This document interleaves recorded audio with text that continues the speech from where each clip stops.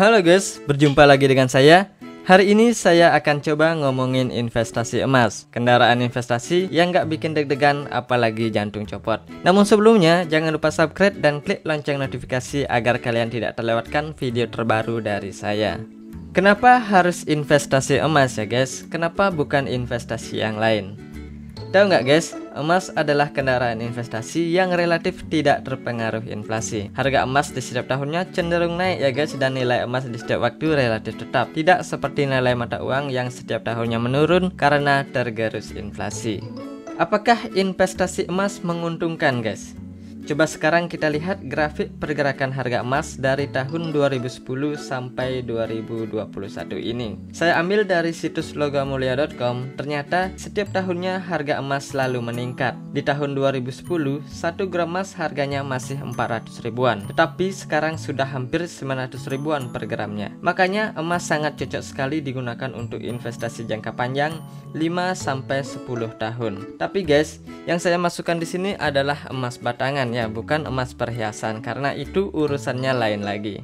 Dulu di tahun 2010 atau 2011, jika kita punya 200 gram emas dengan nilai emas pada saat itu 400 ribuan per gramnya, jika kita membeli motor kemungkinan kita bisa mendapatkan 5 atau 6 buah motor guys. Tapi di tahun 2021, 200 gram emas itu jika digunakan untuk membeli motor, kita bisa mendapatkan 9 sampai 10 buah motor guys. Jadi nilai 200 gram emas di tahun 2011 terus mengalami peningkatan selama 10 tahun ke depannya guys. Tidak seperti nilai mata uang 1 juta di tahun 2011 akan terasa sangat banyak sekali. Namun di tahun 2021 nilai 1 juta rupiah tidak sebanyak di tahun 2011.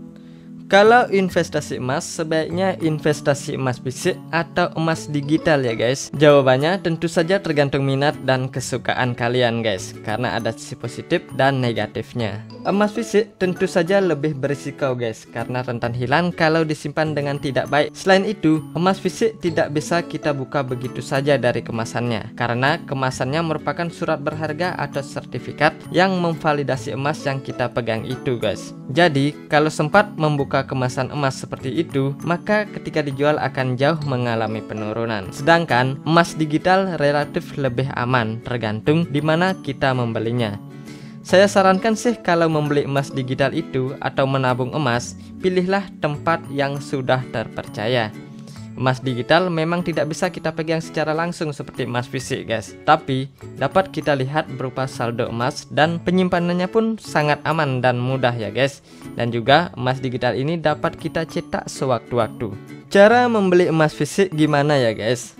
Emas fisik dapat kita beli di toko atau outlet yang menyediakan emas batangan, seperti toko emas, Pegadaian maupun Galeri 24 Pegadaian, dan masih banyak lagi guys. Bahkan kita bisa membeli emas batangan melalui toko online yang menyediakan penjualan emas batangan.